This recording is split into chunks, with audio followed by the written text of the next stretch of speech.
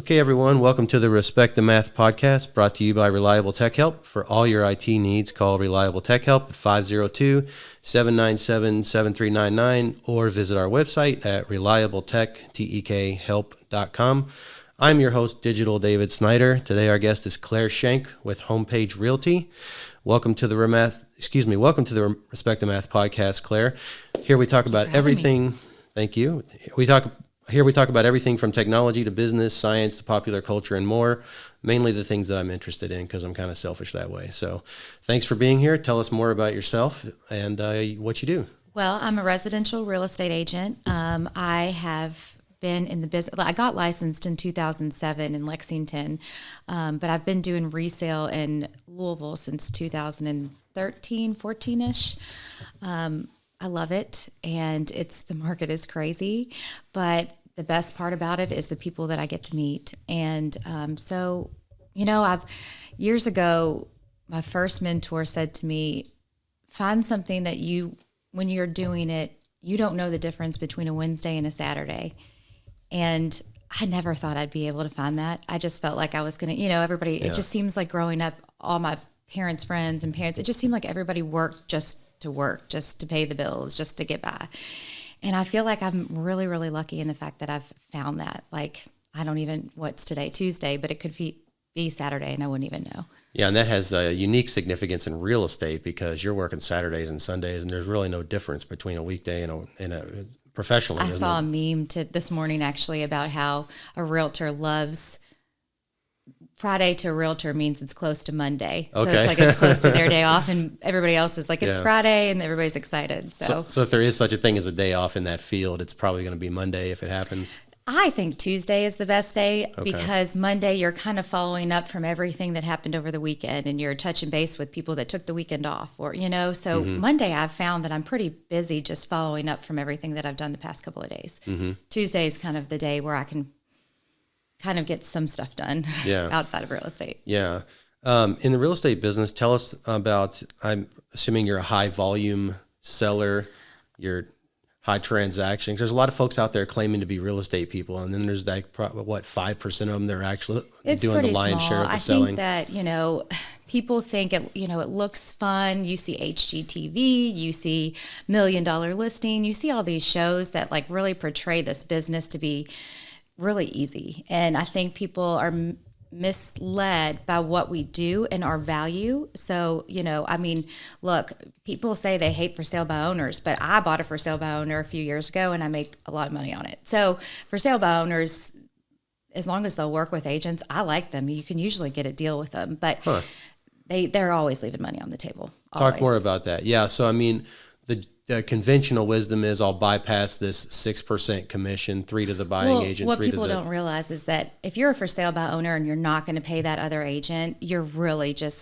you're cutting both of your legs off if you're not going to pay either agent, because these buyers, especially in this market, they need to be represented. I'll tell you a story, which I probably shouldn't tell, but I'm going to tell this story. So there's an agent, she's a friend of mine. I have a lot of agent friends that I just love to synergize with. I love to get their ideas. I love to give them ideas. I think, let's not reinvent the wheel. Let's just share ideas. Anyway, she had a pretty high volume buyer. Let's just say it was over 700,000.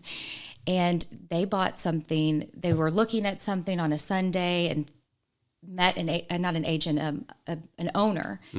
And they started talking. Well, the owner said, we're about to list, and got their agent involved. Well, the agent took them and wrote the contract. They did not even call it. Oh my gosh, I shouldn't have said that. We can edit that out. Sorry. Yeah. They did not even call her to tell her this was going on because they didn't want to bother her. So they call her the next day on Monday, and they said that they went ahead and put an offer in without her, and they put a $30,000 deposit, non-refundable, down. Oh my gosh. And they have to sell their house, and their house in, I don't know, let's just say it's in Montana or something. It's not in Kentucky, but they have to sell it in order to close on this house. And they didn't write that in, and they only have, it's supposedly like 200 acres or something. It's going to take a while. Sure. People are going to have to get surveys. It's going to take some time. So, it's just unbelievable. I guess the reason I'd like, to get this story out is to let people know it is so important that you have an agent to guide you, because and you want to have a relationship with that agent. I always say trust and transparency. That is the most important. I think it's kind of crazy when people will call me and be like, they don't know me at all. They want to go see a house and they want to use me as their agent. Look, I love it. I'm not going to complain. But to me, it's the most expensive thing you're ever going to buy. Whether you're buying a $50,000 investment property or a $1.5 million mansion, it's the biggest investment no matter what spectrum you're on. So don't you want to trust and know the person that's representing you? You know, it's unbelievable that these people, they just want to see the house and they want to do it right then and there and they want it done so fast. And it's like, make sure you're represented. Make sure you trust that person. Make sure they have your best interest at heart. Because a lot of these agents, I sort of went on a tangent there, but a lot of these agents get their license because it looks fun, it looks pretty. It looks, it looks like easy money. Glamorous. Yes. Yeah. And it's not. Yeah. I mean, I'm on my phone 24/7. My kids, my family, they're amazing. And my husband especially, because there's been many weekends, he's a single dad, and he doesn't complain, because if somebody wants to see a house, I need to get them out within 24 hours. I mean, that's just the way the market is. Wow. So, for them to even having a chance to get a competitive bid and get in the process, right? You've got to get them there within 24 hours from that first contact. Now, oftentimes listing agents will give us the opportunity, like they'll say, we'll review all offers by 12 p.m. on Monday. But still, you want to get them out there as early as possible so they have time to think about it. You don't want to get it. It's terrible for these buyers that have about an hour to make one of the biggest decisions of their life. You mentioned people not understanding the value of having a good, experienced professional realtor. It reminds me of like going to court, outside of small claims court where you're suing somebody for a $200 mailbox they knocked down.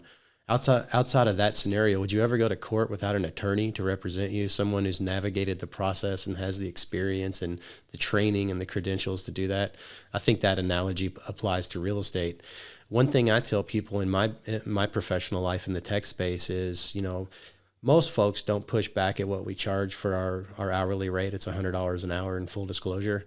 Sometimes they do, and I say to them, look, this is nothing personal, but if you don't see the value in what I'm doing, I would rather not do business with you. I want you to do business with somebody at a rate and at terms that you find a good value in. And quite frankly, I think if you add up my 18 years of experience doing this, my reputation in the community. I can speak from experience. Well, yes, thank you. You're worth it. Thank you. That's nice of you to say. And the quality of the work, I think I'm a bargain, much less not worth what I'm asking. So it's a little delicate when you're talking to someone about that, because you don't want to step on anybody's toes or offend them. But I'm enthusiastic about what I do. I want people to be enthusiastic about their business relationship with me, and to think especially when you're going to give them, your money to do the service for you. You want them to be excited about it. Yeah. And so following up on that, I took a few notes earlier. I wanted to talk to you about some things that are unique about the current environment. It started, about a month after COVID hit? So we're talking March 20. Well, I mean, if you want to go back, 2016 was really when... It's been that long that it's been this hot? Huh. 2016 was the first time I had ever gone in an offer, and I sat there and thought, what can I do to win this offer? I had not experienced this many multiple offers. It was a gorgeous house. I knew he wanted it. And he basically told me, do whatever you have to do. What triggered that back that far? Because I think most people listening would think it was COVID, people sitting at home. Well, lack of inventory back, What triggered that, though? Do you know? I mean, was there a interest rate change by the Federal Reserve or some other type? And if you don't know, that's fine. I can't really remember, to be honest with you. I will never forget. It was on South Shelby Street in Germantown, and it was an adorable house, and he was a young guy, and I was like, I will tell you this. I fall in love with most of my clients, especially if they're nice to me and they appreciate if they understand my value. And I take it so personally, and I want so bad to do a good job because I've fallen in love with them. So I fell in love with his whole family, his dad, his mom. So I just sat there one night, what can I do? What can I do? And I thought, what if we go in and we go in and we have an inspection, but we go ahead and straight up and say, we're not going to ask for any repairs. And I'd never done that before. So, and I think the listing agent was blown away that we were going to do an inspection, but we guaranteed to not ask for any repairs. So that was my first experience doing that. This was interesting. So then 17, 18 hit, it still got really bad. And I'll never forget, I was pregnant in 18, and one of my clients was exact same amount of pregnant as me, and she couldn't find a house. They had a budget that everybody was in. We tried so many times, and she just started crying one day in the garage. And I gave her a hug, and I was like, we're going to get through this, I promise. And so I started thinking of different things to do. Well, people were starting to waive appraisals. And I thought, I'm not going to let my clients do that. And this is how I used to explain it to them. I said, guys, full disclosure, I always give out the facts. This is what buyers are doing now. They're literally bringing money to the table to cover that appraisal gap. But that's basically taking that cash of yours, putting it in the toilet and flushing it down. Like, there's no investment in that. But 2018, that's what people were doing. And now, well, it was a few months after COVID. I had my house listed Super Bowl weekend of 2020. Your personal residence? Yes. Oh, okay. And we went under contract and COVID hit. And I remember that first March, April, we didn't know what was going to happen. They came out with a form that basically anybody could walk away from a contract due to COVID. I had an investment property under contract that my brother-in-law and sister owned, and they walked away due to COVID. I mean, people were so scared. But then, fast forward a month, I mean, it went totally the opposite direction. Yeah. Insane. And it's been like that ever since, really. Yeah. And so it's interesting how the free market, if you let people who are enterprising and creative do what they do and respond to the marketplace, you'll come up with creative solutions. So it sounds like prior to 2016 and then the COVID surge, buyers had more leverage over sellers in an environment where the inventory is high. But once that inventory drops, then the sellers have more leverage. And so what can the buyer and the buyer's agent do to make their bid more competitive? And that is take away things they usually took for granted, waiving appraisals, waiving inspections, lowering commissions, I'm assuming sometimes from the real estate. I mean, whatever. I haven't seen much of that, believe it or not. And I would be upset, honestly, if some of these, like as a listing agent, if these buyers tried to lower their commission, because I mean, guys, this is to everybody listening, like these buyers agents out there are working their tails off. I mean, some of them are writing like 10 contracts and not getting any for the same people. These are good, solid bids that would have won the house 5 years ago, but it's a totally different environment now, right? Like right now, it's almost even crazy. And this upsets me. And this is a whole nother story. But a lot of agents, if you have a FHA or a VA loan and there's multiple offers, well, cash is pretty much going to win every time. But then they're going to take the conventional loan and they're not going to take the FHA or the VA. So a cash bid, all things else being held equal, will win typically because of the closing speed. Price. I mean, it's funny because I get the question, well, what will cash do for me? This was back maybe right as COVID hit. I think it was like May or June in COVID, and I had one of the moms helping a couple. Their parents were going to do cash for them to help them get the house, and she expected to be able to negotiate, $30,000-$40,000. And she said, "What can cash do?" And I said, "It can get you the house, but you're going to have to go full price. You might not have to go crazy over, but." So if you're bidding against somebody, same terms, same bid amount, but you come cash and they're a mortgage essentially, you have an advantage. Is that because you can close faster with cash and it's Correct. just a simpler process? Are the closing costs and things like that less, or the Oh yeah. Okay, that's what I would think. Okay. Yeah, there's not as much closing cost at all. Okay. But I mean, okay, here's another one. We went under contract. It was a small home in J-Town, and we got $10,000 over right away, but we got a cash for full price. Well, I felt like the $10,000 over right away was a pretty solid offer, but it was still a loan. But this kind of goes with what everybody has a different personality type. And my client was very much, she wanted to take the safe route. If it were me, I would have taken that $10,000 over and rolled the dice because it was all very solid. But she wanted the cash. So wow. Okay. Yeah. So I have that dialogue with all of my clients because what I would choose is not always what my client would choose. But it's my job to give them the facts. So, that's just what I try to do. How many houses do you think you average selling a year? Probably around between 35 and 40. Okay. And is that up in the higher tier of? Well, I think probably this year might be a little bit lower. I will say with inflation, my price point has gone up a little bit. So, it's a good thing and a bad thing at the same time. Okay. So I wanted to talk about the commission.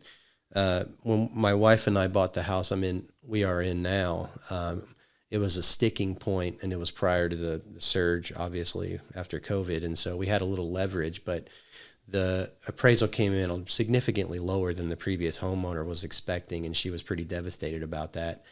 And to help make that deal go through, both our real estate agent and the seller's real estate agent compromised, I think, like a third of each of their commissions. And we didn't ask them to do that, but they did it to make it go through. Is that just another example of a creative workaround you can do as a real estate agent to help make a deal go through? And yes, I hate to promote that because we work hard. We have kids, we have family, and it doesn't matter if you have kids or not. I mean, we all work to pay bills. You know, you think it sets a dangerous precedent? I just don't like to average. Look, if it comes down to it, I could give you many examples where I've worked with people. But I just don't. You want to just trust your person. You want to make sure they have your best interest. And if they have your best interest, yes, they're going to take a cut on something somewhere. Sorry, I keep saying that. But, that is kind of what we do. We have to find solutions. I mean, every day there's a problem. And I always try to prepare my clients. Here's the thing that I think is of most important. Whether you're listing, whether you're buying, sit down with an agent, talk about the market at the time, figure out what you're going to experience. I mean, I was at a listing appointment last night for almost 3 hours because they're in the price point. We'll probably list around $250. It's in a pretty crazy price point. So I need to prepare them for everything that could happen. And I literally go over almost all scenarios I possibly can, because I think that is what is the scariest part about this business, the unknown, and so many things that can happen out of my control, out of your control, out of everybody's control. But you have to have somebody there that's a good problem solver. And I like to think that I am. So, When I hear you talk about your relationship with your clients and how you connect with them and try to be an advocate for them, it reminds me of the term fiduciary in the financial world. It sounds like you're invested in what's best for them, and you're going to do what is best for them regardless of how that might impact you or your commission or whatever it might be. Well, going back to all these agents, it looks glamorous, it looks fun. I try really hard to really make sure that my clients are happy, so that even I don't care about that closing. It's not the closing for me. I want to make sure 2 years after we're closed that when I talk to them, which will be before 2 years, but when I talk to them even after 2 years, they are raving about the house. In fact, one of my clients was texting me this morning, and they're putting a pool in and everything. And nice. I saw a house go for sale on their street, and I jokingly was like, I saw Rudy Lane, and my heart dropped. I thought it was you all. And he was like, oh no, we're never moving. We love this house. Okay. Thank you so much. So it's just like, and they've sent me so many referrals because they're so happy with where they are. And to me, that's everything. I had he's become a very close friend, but at the time he was more of just a new client, but a very successful guy. And he said, I never worried about the money. I always did right by my clients, and the money took care of itself. So it's a perfect way to put it. That sounds like you have the same philosophy. That's great. Can you talk a little bit about the things that impact your industry, like interest rates? The Federal Reserve has been indicating recently they're going to raise them to help fight off inflation. They raised them yesterday. Okay. Yeah. Was it I don't know too many details about yesterday, but it was like 5 this morning. I got a text from one of my clients with a pre-approval, and her interest rate was 5.5. And I was like, that can't be right. No way. That's wow. Right.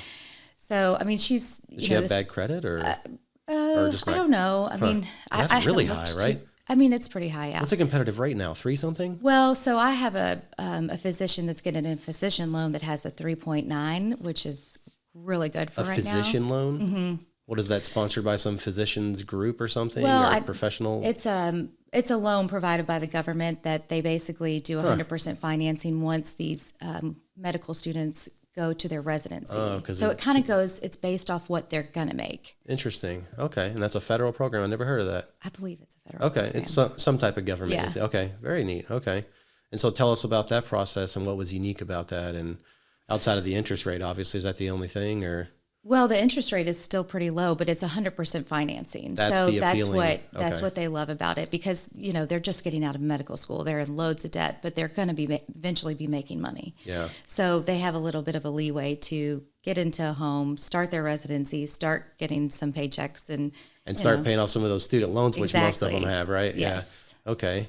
Is this where an area where you kind of lean more on the administrative staff at your at Homepage Realty and or the mortgage officers you have relationships with? Yes. Okay. I think that the people that you have around you are of most importance. I mean, they are you. I mean, they portray you. Like Ralph, I use him all the time as my mortgage lender. Let's give him a plug. Yes, say Ralph his name. is with Guaranteed Mortgage. He's with Ralph Van Nostrum with Guaranteed Mortgage. Guaranteed rate, right? Guaranteed rate, Yeah. yes. Yeah. Guaranteed rate mortgage. There you go. Yeah. He's great. He's a great hand holder. He explains everything. He gives you all the details, and that's what I love, because I have so many fires that I put out on the house side that I really need somebody that's going to take care of that loan process. I really try to stay away from the loan as much as possible. And I also try to stress to my buyers, a lot of people, especially friends and family, they don't want me to know their financial situation. Oh, yeah, because that is private information, and you I don't necessarily need to know understand that to do all your I job. want to see is a pre-approval of how much you can afford, and that's all I care about. Okay. What are some examples of other people or resources that you lean on to help you best advise your client and represent them? I'm assuming, do you have relationships with personal bankers, other real estate agents in case it's an issue? Well, I've always been of the belief that being kind and friendly to other agents is a huge advantage, and I don't think a lot of agents see that advantage. I've won a multiple offer situation because I knew the agent, and I communicated with her as much as I possibly could, let her know it was going to be a smooth, easy process, that I knew what I was doing. There was a form that came out yesterday. It's a coming soon form, which I'm sure everybody in Louisville will be seeing soon. Tell us about it. Well, I don't know too much. It came out yesterday. It was rolled out yesterday. I actually had some clients sign it last night, but I have to get some more clarity on it before I actually put it in the system. And I have a meeting tomorrow for that. But from what I'm assuming is that you have 14 days, up to no more than 14 days, that you can put a house on the MLS. So it won't go to Zillow, Trulia, Realtor.com, but it'll be on the MLS. So if you're set up with an agent on a listing alert, and this is what I assume, so I don't know for sure, but it'll get emailed to them right away. So they'll see that it's coming soon. However, we're not allowed to show it. Is this through Homepage Realty? Or the Greater Louisville Association of Realtors. Oh, is it really? Okay. GLAR, is that right? Yeah. Yes. Another term that you mentioned earlier, people might not be familiar with, is the MLS. That stands for Multiple Listing Service. And that's the go-to database resource for not just houses that are listed, but rental properties and land, commercial. commercial, everything. Just want to make sure we explain that for people who are listening that aren't. Yes, and agents who have, who pay to have that as a service, we can set our clients up so that they can log on. So I have some people that'll just log on just to see what's out there. Our realtor, incidentally, actually listed the rental house that we have in Hikes Point on there for us for free because it didn't take much of her time, and we found some really great candidates, and the tenants that are there now are already on their second, almost approaching their third 1-year lease, and it worked out really well. So I don't see how you could be in real estate and not use the MLS. I mean, that's pretty much. Yeah, I mean, you really can't. There's some old people that, pre-internet, pre-internet people that will do it, but they have 30 or 40 years of they residual do business, and people are they're probably getting referrals from people they don't even know at that point, and that makes sense. I could see that. Well, and then there's a lot of people that have their license just for other reasons, just to save money, and investors and everything. Oh yeah, I didn't think about that. And they're not members of the Greater Louisville Association of Realtors, which the MLS. Yeah. Okay. Tell us some things about Homepage Realty. How long have they been around? Are they a local company? What makes they are? So George Barrett and Carrie King started it in 2014, and I was actually at Keller Williams Louisville at the time, and there was 3 agents that at my age I was pretty close to. They all went over there, and 2 of them have been there since, and I've been watching them. They're really good at their social media. They do a lot of great things for us. And so they were on your radar even when you were with another Yeah, brokerage? I had always kind of watched them. Mm-hmm. And then I went over to EXP, and those are the really, and then I just had seen the social media, and that's what, I mean, as you know, I struggle with technology. I mean, I can do it enough for my clients. To but get by. Yes, but it's not my favorite thing, and nor am I very good at it. So, technology is tough for me. And Homepage Realty, they have an entire green screen room with a videographer, photographer. They'll go on location with me, and it's all free. It all comes with what. Oh, really? So they have in-house commissions. resources. So you've got a drone operator who's taking aerial shots of the property. Oh, we have the most phenomenal photographers and videographers. Nice. I mean, the best of the best. Talk to me about that, because I know I'm a veteran of eBay. I buy and sell and collect a lot of things. And, if you've got a listing for something that somebody else has listed the same item, but his pictures were done properly and with controlled lighting and in a studio environment, you're going to be drawn more to those high quality images representing the product. Talk to us about how important having aerial photography is, good, just general photography from someone who knows how to compose, because let's face it, taking photos of land and houses, and particularly interiors, because I used to be in the creative space doing photography, that's an art form. Oh yeah. Yeah. And talk to us about, the people that you use, and how you think that gives you an edge when you're comparing a property that might be listed on several different sources. Well, I mean, if you think about it, I used to say 99% of the time your first showing is online. And now I've just said 100% of the time your first showing is online. Because sometimes sometimes agents will post just one picture of the house, just the front of the house, and that's it. Wow. Nobody's going to go see that. I mean, they're just thinking, oh gosh, what's in there? Fleas, Right. What are you hiding, right? Exactly. What are you hiding? Yeah. So it's very important that you have great pictures, because they're not going to come in if the pictures aren't good. And look, sometimes I do think pictures can be a little misleading, but that's their job. Agent's job is to get people in the door, to get them to look at the house. So, we have to make sure those pictures are perfect. So I typically always do drone, even if it's, in the middle of the Highlands, just so you can see landmarks and different things around there. Yeah. Well, especially in the Highlands, that's what people are buying there for, is that Highlands aesthetic. Yeah. But I mean, like anywhere, even polo fields, I'll do a drone. I mean, as long as there's not the no-fly zone above it. But, I just think it's important to see where it is in the aerial view. But yeah, in that same area, do you work with stagers much? I have more so recently. They're quite expensive. So I try to really, I feel like with my experience, I have a little bit of knowledge to help people rearrange things and, make it look good. So you do some of that yourself, just kind of a quick. I had a listing right before Christmas, and it was two brothers. They were amazing, but they were so busy. They were selling their mom's house. They didn't have time to clean this place up.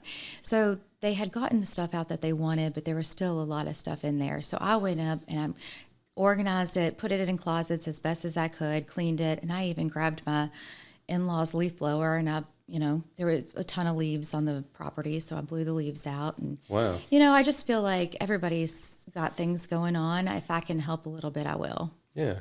That's something I didn't even think of. Yeah, it's in your best interest if it takes a little bit of your time and a little sweat equity to I have an entire cleaning bucket and everything. Okay. What are some other things that people might not associate with what a real estate agent would do in the process of trying to list and sell a house that you've done or you've seen done? I will tell you, I have a problem I won't say no to people. I probably shouldn't advertise that. But, I've got people sometimes that want me to make sure the lights are on for every showing and the pillows are fluffed. And if they're out of town, I got to get over there and do it. And I really don't mind. I absolutely love doing this. And I just love when people are, they're happy with either the house they bought or the house they sold. And if that means I've got to take 20 minutes out of my time to fluff some pillows, fine. I have a listing coming up, and my lady doesn't have any, she needs some light fixtures. And I had some in my garage, and we were talking on the phone, and I was like, oh my gosh, I've got some light fixtures. Hang on. And so I just grabbed them, and I just drove them to her house and dropped them off. So, nice. If I can help in any way I can, I will. Yeah. But there's also some things I just can't do. Yeah, I've talked to, everybody knows a real estate agent or two at least, right? Yeah. I've talked to many of them. It's funny, I had a friend who's delving into it now, and it was kind of an awkward situation for me because she was like, yeah, I'm doing real estate now. I hope you keep me in mind. And what I really wanted to tell her was, I know about 75 realtors, and I have pre-existing relationships with a lot of them. And obviously our BNI connection is an important deal. I would certainly, by virtue of the fact that we like each other and we've worked together, and you're in BNI, which for people that don't know is a professional networking group we're in, but that would put you high on my priority list if I had a referral, of that type. There's so many amazing agents out there, Yeah. all I have to say is just make sure you interview them, ask the right questions, make sure they have experience, especially in this market. Mm-hmm. But I'm also not opposed to giving a young agent that's eager a chance. Mm-hmm. I just had a call from, every time I close a house, I get a gazillion calls from ADT. And we all know that we only use Jim Holnagel with ADT. That's the only person I will use. And I tell them that every single time. Yeah. But they're still very consistent. Persistent. Yeah. Or persistent, yes. Yeah. And consistent, probably. They just, they keep me on the phone forever, and I don't have the heart to hang up on anybody. So I'm always like, no, I have somebody, it's Jim Holnagel, but thank you. But they'll keep me on the phone and keep me on the phone. And it's like, you kind of want to give those people a shot. So there's young agents out there that are eager and want to do a good job, and, give them a chance. Speaking of ADT, that brings us to mind another topic I wanted to bring up, and that is all the other things that happen when someone buys a home. You've got to get a home inspector. It's probably wise to have an electrician doing an audit of the electrical system. And we have the best electrician in the country. I agree. Sean Shelton, Yes. We'll give him a plug with Laswell Electric. Yes. Yeah. And I tell you what, when I got into this BNI, that was like my main thing. I needed a good electrician. Mm-hmm. No electrician would call me back. Their prices were outrageous. Mm-hmm. So he was one of the first people I sat and had a one-to-one with at Panera Bread. And I was like, I just need you. Even if I don't get the seat, I need you. And I feel like I've sent him a lot of business, but he has knocked it out of the park for everybody. And what's nice about Sean is his people skills are really strong, and he runs a tight ship. He makes sure everybody's on time and all the customers calls are returned and things like that. But he's also an experienced electrician, so he knows every side of it in his role, I think, as sales manager now. Talk to us about some of the other things. You probably want to get a good roofer to do a roof inspection. I mean, a home inspection is good, and you need to get that done. But I think, like as you said, the home is the largest asset 90% of the population will ever purchase or own. Isn't it wise to have a experienced roofer come out there and just do an inspection to go a little deeper than, say, what a home inspector would? Well, this is what I always suggest my clients do. And I always no matter if you've bought 20 times, I want to sit down with you and go over the process, because I do it all day, every day. You've only done it 20 times in your life, which is a lot, but still, it's always wise to just sit down and get a refresher. Mm-hmm. So I always say, get an inspection, home, pest, and radon. We're going to get the inspection back. We're going to see what's going on. So if okay, that makes sense. If Eric says, look, this needs to be inspected. Another plug, Eric Hay with Haystack Inspections. Yep. Best inspector in the state. He will say, you need to get a licensed roofer out. So immediately I call Andrew Hershey and I say, Andrew, I need you out there. I need you to go look at this. And he's out there. I mean, we've got such an amazing group of people. I'll tell you, I mean, the reason I have excelled is because of our BNI. I mean, we have some of the best salespeople, genuinely kind and honest people. And I think that's what makes our group so amazing, because I feel like on a day-to-day basis, I see these people they'll look at the HVAC and say, oh, this needs to be replaced. Yeah. And then we'll have an honest person come out and be like, oh, this is just a $200 fix. You just need this part. And what a value add you bring to the table with those resources, because I'm sure a lot of folks would say, oh, yeah, I know home inspectors. I think his name's Greg. Maybe his name's Johnson. And, yeah, he does home inspections. You don't have that. You have, Eric Hay. Well, we don't want to go through everybody in the group, but you've got a list of people you have a personal relationship with. You've done work with these people. Not only that, you've seen them get testimonials from other people that you trust who've used them. I would think when you're sitting down with your client, you can say, hey, I just don't have a generic list of A, B, and C. This person does plumbing. This person does electrical. I can go a lot deeper than that if need be, with someone. Well, and that's what I, contribute to a lot of the reason why I have excelled is because I've given this resources to my clients, and they've called these people and they've knocked it out of the park for me. So And they're going to remember that you did that. Absolutely. Yeah. So I love that I have this group of people in my back pocket. They've done a phenomenal job for me. So you best believe if they need anything from me, I'm going to do it. You know, like Tom had somebody that had a Stratton Hammond home. If you're familiar with the Stratton Hammond, I'm not. Tell me about it. And Tom Strohmeyer with Strohmeyer Tax and Accounting. Another plug. I need to start charging for these. It was the most beautiful house. It needed a ton of work. But how do you say that again? Stratton Hammond. Stratton Hammond. It's a style of home. Well, Okay. no, it's not a style. Sorry, it's an architect back in the day. Oh, okay. So it was one in Cherokee Park, Cherokee Triangle. I'm sorry. And, Close enough. It was beautiful, but she had gotten an offer off market. So I went over there to make sure the offer wasn't, she was older. She'd been in the house for 40 years. Her daughter lives in Colorado. So she just wanted to make sure that she wasn't getting screwed. So I went over there and looked at it and I just said, you need to make sure you do this. And I said, make sure they pay. And I told them a little bit more. No realtor fees, this is what you're going to ask for and make sure this is all done. And so just to make sure she's protected. And, I feel like that's the right thing to do. I'm not going to charge her for making sure somebody treats her right, So I feel like, as long as you do that for people, then life will just give you stuff. Are you familiar with Zig Ziglar, the motivational speaker? So I've listened to your podcast with Vicki. Okay. And it's funny because my dad I don't know how much anymore, but when I was little, all I heard about was Zig Ziglar. Yeah. And I did not, I wasn't into quotes. And I mean, all I do is I feel like that's all I do these days is look at quotes. And I love BNI. We've just some of the best quotes I've gotten from there. Sure. Anyway, my dad paid us, this was forever ago, he wanted us to listen to these Zig Ziglar tapes. Yeah, that's why he paid you to do it. I have two sisters. He paid each of us to listen to them. And I just didn't appreciate them at the time, you know. But what was the one that you said yesterday? I'm paraphrasing, but it's essentially you can have everything you want in life as long as you're willing to help enough other people get what they want from life. I loved it. Yeah. You said that, and I was like, oh, I need to remember that. Yeah. I just love, I've never really been, growing up, like I said, it was just like you just worked to make the money. You didn't work to help people. You just worked to make the money. And now it's like, I feel like the more I help people, the money will just come. You just continue helping people. Yeah. In real estate, it seems like you have people that kind of do it all and then other people who kind of specialize. I've met some real estate agents on the residential side that only want new listings. Like they're not not helping clients go and find a listing. They just want to say, hey, I only want people who are coming to me to list their home.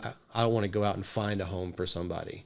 Oh, so they're just a listing agent, not a buyer's agent. Right. And you see some of that in the industry, right? Some people just choose one or the other, particularly in used to. That was a big Keller Williams thing. They had, you would be on a team and you would have a listing specialist and then buyer's agents. That's kind of not, in my opinion, it's kind of going away because you're cutting a leg off right away. I mean, why would you do that? Yeah. Unless you just don't need the money or you don't have the time. Yeah. Why would you do that? You're starting the conversation off with a possible no. Someone comes to you because you're a real estate agent and, yeah, I want you to list my house. Like, no, I only go find houses for people. I get that. But if you're in a context of a firm where you have a listing specialist, what would you call the other one, a buyer specialist? Yeah, you could hand it to that other person. But for you specifically and in the industry as a whole, you're thinking that's kind of a trend that is going away? Yeah, here's my opinion about just the business itself. When somebody hires me, they hired me for a reason. You know, they either felt like there was a connection, there was a trust, or they feel like I just, I know my stuff and I'm going to protect them. Or someone they trusted referred you to them, that kind of thing. Correct. Yeah. If I send them to the listing specialist off to somebody else, I just feel like that's not why they hired me. They hired me to be there. So like I have a contract to close and I try to let my clients know that they can call her anytime if they have any questions or anything, but I don't want them to ever think that like I'm pushing them off on her. I'm just want them to know, hey, if you call me and you can't get a hold of me, try calling Lizzie. I bet you could get a hold of her. But if not, I'll call you back as soon as I can. Are there scenarios where you're not a good fit for someone and you'll send them somewhere else?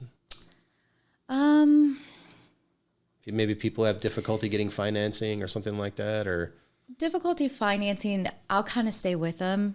I had one lady I met in probably 2014 who just closed in August. She had she had a little bit of credit issues that she had to work on, and I just stayed with her. Those credit repair people I've noticed have really made a lot of my clients mad. I don't like to send them to my clients or send my clients to them because my clients don't understand that, if you give them that money, you have to do the rest of the work. Oh, yeah. You can't just give them the money and automatically the credit. Yeah. So it's hard. I feel like I've gotten yelled at a lot about these credit repair people. So I just try to kind of help them as much as I can. I've always been skeptical about those folks. I'm like, well, doesn't it undermine the integrity of the credit score process that you can just pay somebody to go in and manipulate your score and make it higher? It's like, does the credit score even mean anything? Someone can go from 540 to 720 in 6 months because in the rapid repair and all of that. And most of that stuff are marketing gimmicks aimed at selling you like other forms of debt. Well, I feel like that's this whole world. Yeah. So. Yeah. So in your experience, they might be a good fit for some folks, but generally you steer clear of them? Yes. And I'm sure there are some good ones out there. Everything. I haven't found them, but I've just found, look, the people with, in my experience, I'm not saying everybody, in my experience, the people with the bad credit, they're on a tight budget. And so they hand somebody $500. That is a lot deal to them. And I don't think, they just can't understand. And I don't think the credit repair people are good at explaining, like, this is not just you hand me the money and it's fixed. This is you hand me the money and it's going to take 6 to 8 months, but you're going to have to follow the process and you're going to have to listen to me. But none of them do, and they all just get really mad that they've given them that $500. So I've just kind of tried to stay with them and help them with it, and have whoever is doing the loan kind of tell me what's going on with the credit, if my client allows, and just kind of help them, guide them in the right direction. So you mentioned earlier, you said it used to be 99% of listings were bought pretty much online, and now you're saying it's 100. Well, first seen online, not bought. Well, okay, excuse me. Yeah, I misspoke. Yeah, first seen, but a lot of those folks, I mean, there's some sight unseen purchasing going too, right? I mean, if you've got good pictures. Two. Yeah. And one of them, actually, I just did. It was weird how we got in contact, but a loan officer from Colorado wanted an Airbnb here in Louisville. And she had gotten in contact with an agent that, look, her price point and her criteria was not crazy, but was it difficult? Is it one of those that we're going to get in multiple offers, that we're really going to have to work hard and pay attention to? Yes. So I guess, the first person she called kind of just said, that's not going to happen. You're not going to be able to do it. So really, just shut her down from. Huh. Yeah, I mean, it is. That's why I'm saying, like, these buyers agents do work really hard, and I don't think people give them enough credit because it's in this market. I mean, for almost, some of them are writing 10 offers for every one deal they get, so that's got to be exhausting and discouraging. Yeah, well, it's not really for me, but it's definitely for the buyer, and that's why that consultation up front is always important. I want to have that dialogue up front so that they can mentally prepare themselves for what they're about to jump into. Yeah. And it can be fun, but if you don't mentally prepare these buyers or sellers, they are going to be stressed out, they're going to be frustrated, and who are they going to blame? They're going to blame their agent. You mentioned Airbnb, so that's an example of a client you can help. So someone can call you from out of state and say, hey, I'm building a rental portfolio or a short-term rental portfolio, and go find me a house in this or that neighborhood for this or that budget, and you can help them. That's another. Yeah, Airbnbs are crazy right now. And it was over there in sort of Germantown area, but you can't really register them anymore because you can't register them. I think it's like 600 feet. So they're all basically taken up, but you can still rent them out. And I don't know all the details on that because I don't do rentals, but she's doing it. And you don't handle the rental piece, but you could locate a rental investment property for someone, correct? Correct. And then you hand them off to property management company or whatever at that point. Correct. But oftentimes they can't register them for Airbnb. This whole Airbnb situation is kind of blowing up, and I can comment on that, by the way. Well, go ahead, because you probably know more than I do. Well, a little bit. The rental that we have now, it was the house I lived in when my wife and I met, and we hung on to it, and we did an Airbnb with it for approximately a year and a half, and then COVID hit. And minus a few bumps in the road here and there with it, it was cash flow positive, and it made sense financially. what I tell folks who are considering doing that is it's very hands-on, and you're either going to pay somebody a nice fee every month to be hands-on for you, or you're going to do it yourself. Yeah. And for me, it wore me down, and I hate to say that, but COVID was a blessing for us because I didn't want to do it anymore, especially with a young child. And well, what I'm experiencing now is more so you have to register an Airbnb. We went through that process. Okay, did you? From start to finish, it was about 6 months. But you probably did it early enough where you could. We did it early enough where we could, and it's also in Hikes Point. Are you familiar with Yorkshire over there in Brookhaven? Mm-hmm. Yeah. So what we had working for us is there weren't a ton in the neighborhood where what I heard in Highlands, they were like taking up whole blocks, and that's where the ordinance went through. And people said, "Look, they're going to their city council members and saying, I don't want my block to turn into 75% short-term rentals," and that's where they passed originally they passed the original zoning requirements. You didn't have to zone before. So the first thing we did was we got the zoning, and that was short-term rental zoning with the city, and that took about 6 months. Wow! It was a ton of paperwork and forms and going down to the city office for that, and I had to go in front of a panel of judges and advocate for. I mean, yeah, it was a lot, right? Well, I think they're probably. I mean, it's kind of gotten out of control and this is just me. I don't do it, but I've had 2 listings in the past probably 3 months that I got so many calls about Airbnb, and so one of them you couldn't register because it was too close. That was part of the ordinance, yeah. My client had it since 2011 and used it as a short-term rental. Mm-hmm. So I was trying to express that to these potential buyers, but they were so upset that they couldn't register it. So they were like, absolutely not. So it was difficult. If you're running a legitimate business, and probably half of those folks are and half aren't, you need to get the zoning, because if they find out that you don't, it's a lot like not paying your taxes. They'll say that you've been operating this since January of 4 years ago, and you owe us this amount of taxes and fees and all, and it's retroactive, and then they penalize you with interest and penalty. I mean, it's a complicated process. I'm not trying to deter anybody from doing it, but for our personal situation, like for an example, we Friday, Saturday, and Sunday of Derby a couple of years ago, we ended up getting like $3,000. That's pretty strong. Yeah. But that's Derby, and how often does Derby happen, right? And so outside of like unique concert events and other things coming to the city, for me personally, the hands-on aspect of it outweighed the potential income from it. And we were fortunate enough to find great tenants that have been there for going on almost 3 years now on just a long-term. That's the key when it comes to rentals. Well, and what we found is there's no zoning requirements. You can own a rental property and just rent it. Right. You're not subject to short-term rentals. I just think everybody's kind of in this. It's like a fad right now. The short-term rentals. That's where you make that quick money. And I get it. And I think it's interesting. You mentioned Airbnb earlier. You know that you've done really well from a marketing and branding standpoint when the name for your industry is your company name. Yeah, right? No kidding. Like Airbnb is not the only company doing it. There's VRBO and a couple other guys that I'm aware of. But, Airbnb is like, you go to the restaurant, I'll have a Coke. Well, is Pepsi okay? Say, yeah. It's the same thing. But that's what you ask for, right? And so it's a testament to them getting there first or early on, doing it well, and then branding and marketing really well, that a short-term rental isn't called that by most people. It's called an Airbnb. Right. Yeah. And I always, as a customer of theirs, enjoyed staying in a home as opposed to going to a hotel. So, I mean, it totally made sense. I've never stayed in an Airbnb. Oh, really? Yeah. We've had a ton of great experiences. Some have been, a little not as nice as they looked online, but no deal breakers.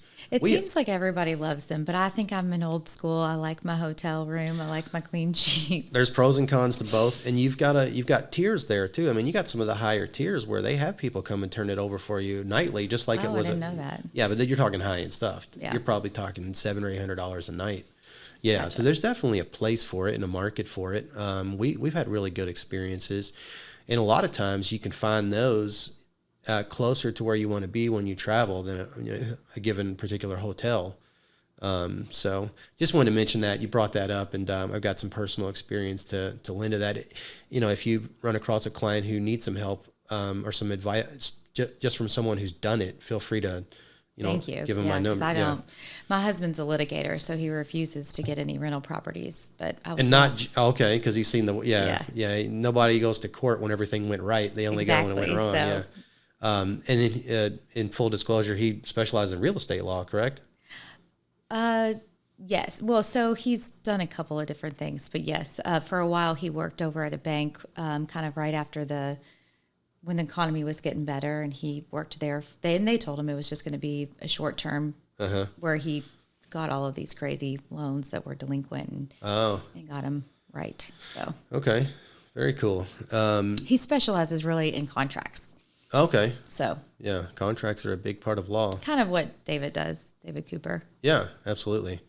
Great. Well, anything else you want to tell us about your experience, some value you bring to the table when representing a client? Anything else about Homepage Realty, or have we covered most of it? I know you had a few bullet points you brought with you. You want to take a look and just make sure you. Oh, I was just going to give some just statistics. Why don't you do that? This would be a good time for it. I just was brought this over. I was going to tell everybody just kind of what Glar was saying, that the average price the average price, sales price in Louisville is right now, and it's $282,755. Okay. Which to me seems a little low, but, and then there was 1,084 homes that were sold in February. I got on the MLS this morning, and there was 930 homes for sale. Wow. So, and that's historically low, right? Oh yeah. So in 2000, and I've told this story at BNI. I remember in 2016, like I said, that was the first experience where we were in multiple offers, and I really had to start thinking outside of the box. How is my client going to be different from everybody else's? And so,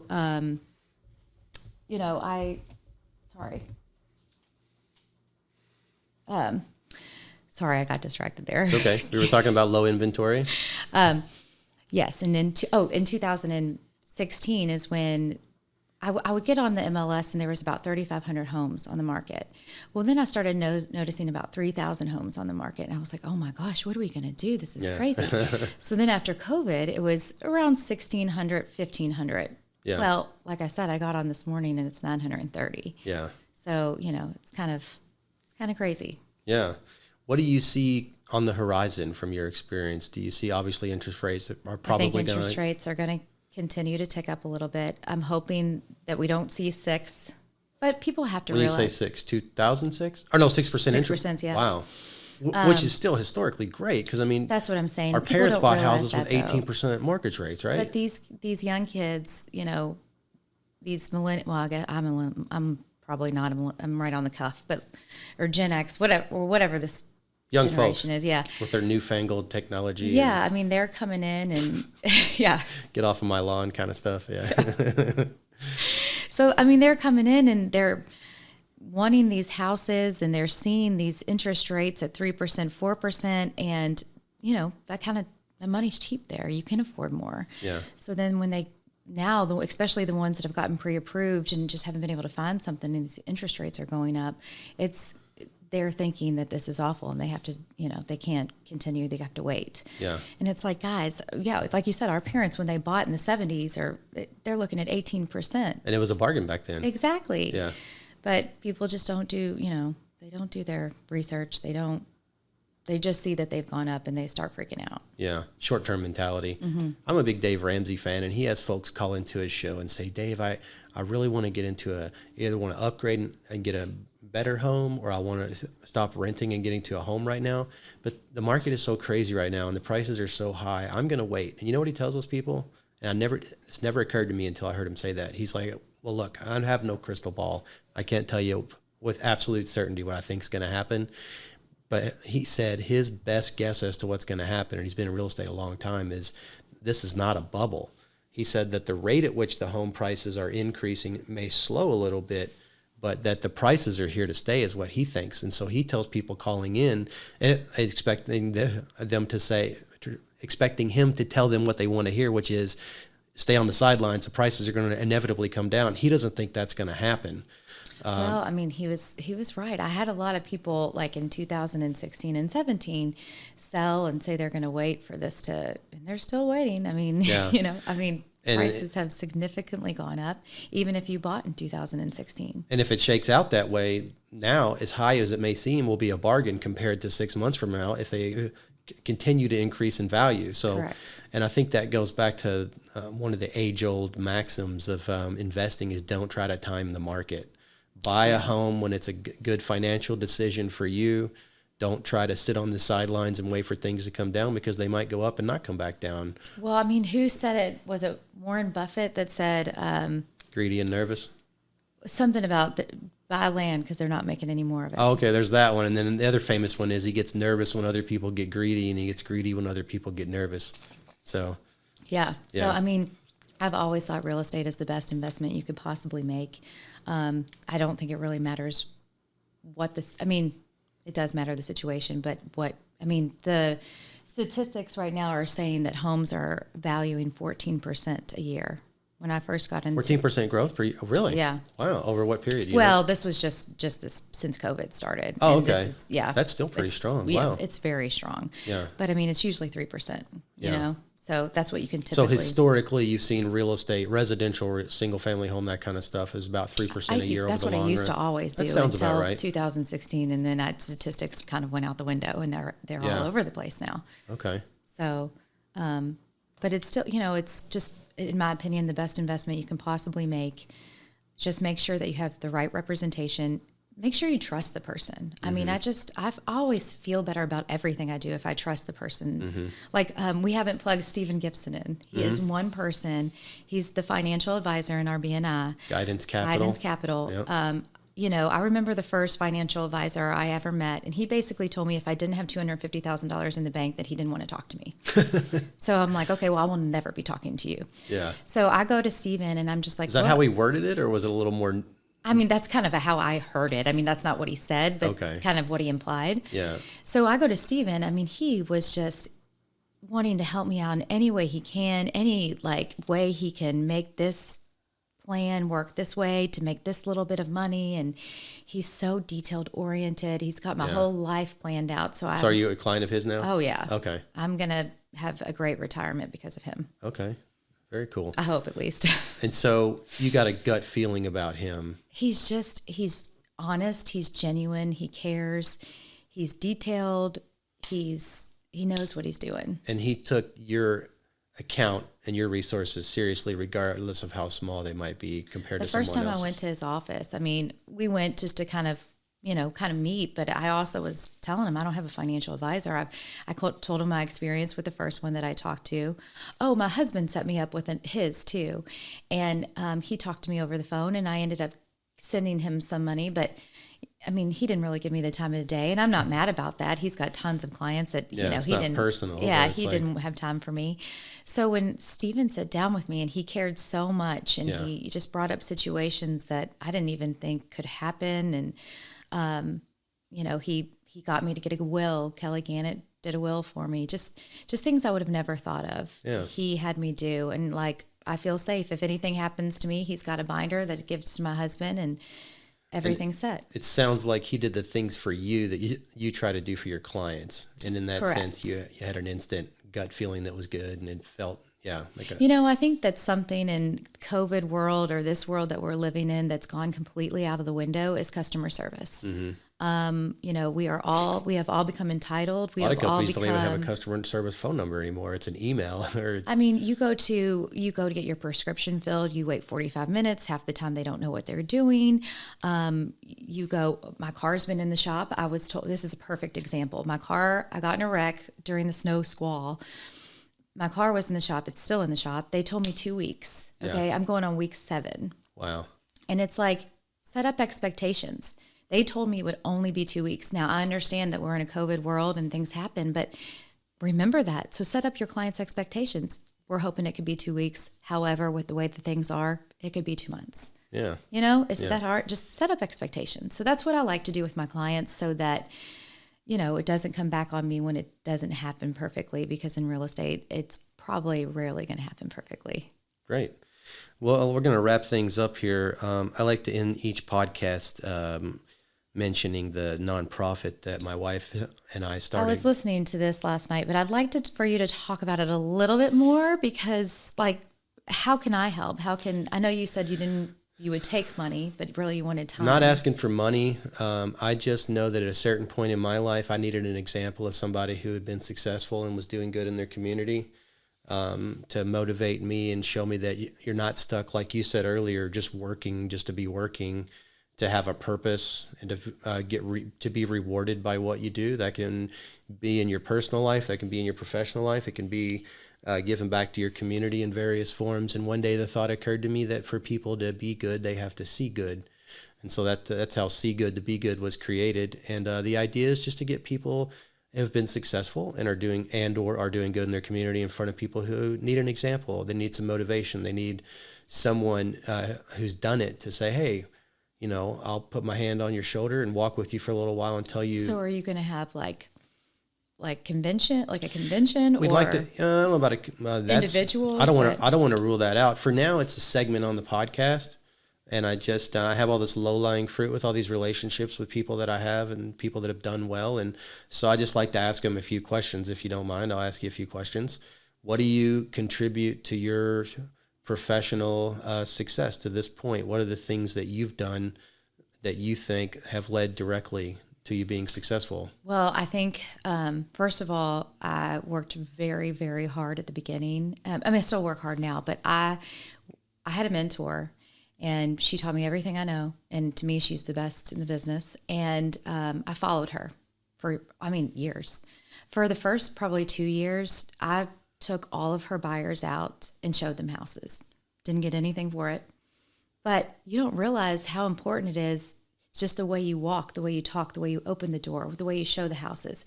You really, it seems that simple, but you need to have your way you go about things, because you were getting reps, like someone lifting weights. Yeah, it was but nobody wants to do that anymore because nobody wants to work for free. But I didn't see it as working for free. Right. And I still would do it all over again if I had to. Because you enjoy it? Because I saw my mentor and I thought, if I could learn from her, I could be good. She's amazing. Mm-hmm. And it was 5 minutes of meeting her. And another gut feeling. Yeah. Oh yeah. You best believe I followed her around. I listened to everything she said. I watched her interact with other people. It's funny because her and I are nothing alike. Yeah. But she is the reason I know what I know. And she is the reason I'm great at what I do. So you had an example early on that you could look up to and learn from.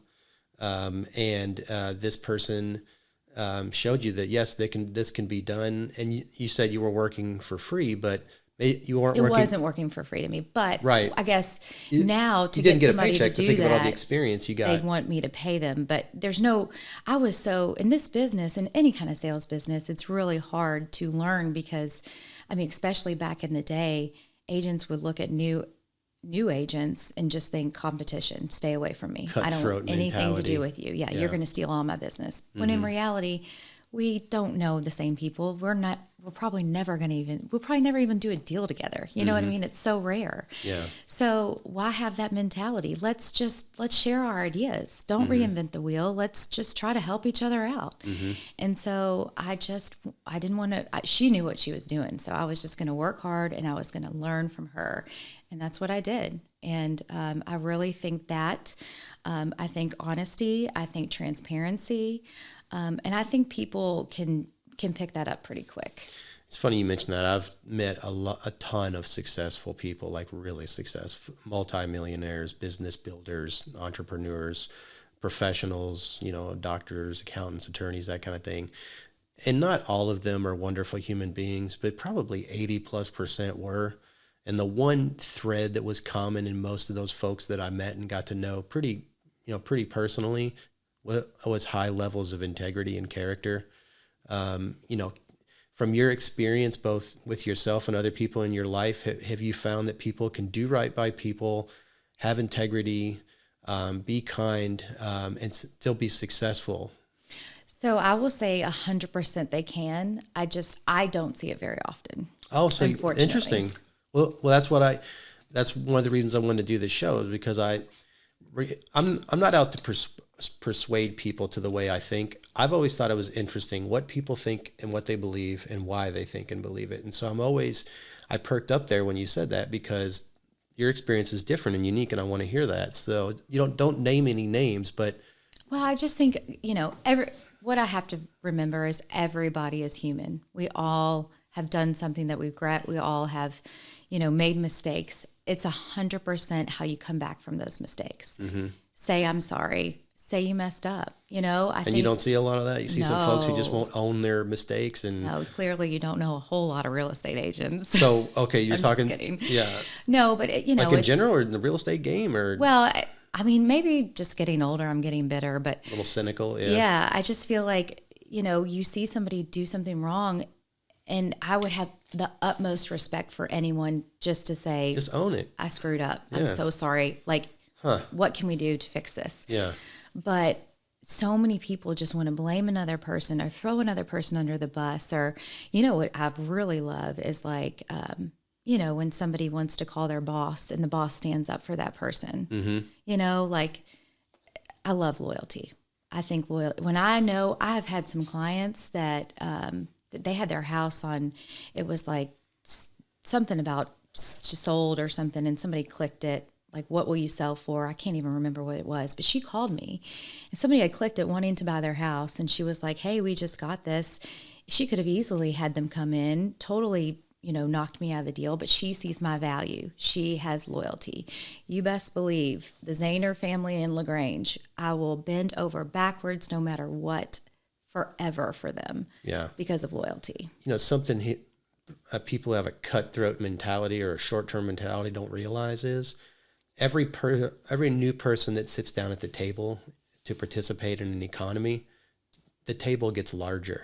They don't realize that. And all they see is that they're going to take business, or It's they're a going to take money zero-sum off game. of their table. There's a fixed amount of business, and if I might not like it, but for me to pay my mortgage next month, I got to take business from somebody else, and they don't realize the economy expands the more people you have participating in it. That's why I absolutely love what you're doing, and you have whatever you need from me, I will do, because Thank you. Like I said earlier, there are these new agents that are eager. I was there once, and somebody gave me a chance, and I will never forget those people. Yeah. And I'm so grateful. But I also had those people that didn't want to give me a chance because I was new and I wasn't experienced. And I'm hoping that now they see me and they possibly will give me a chance. The next person now. that comes up to them after seeing your success and your helpful and kind nature, they might change. Yeah, that's great. Yeah, that's my hope. That's great. Least. I think that's a great way to wrap things up. Yeah, and thank you so much for having me. This was fun. Of course. Thanks for coming. I always enjoy talking to people.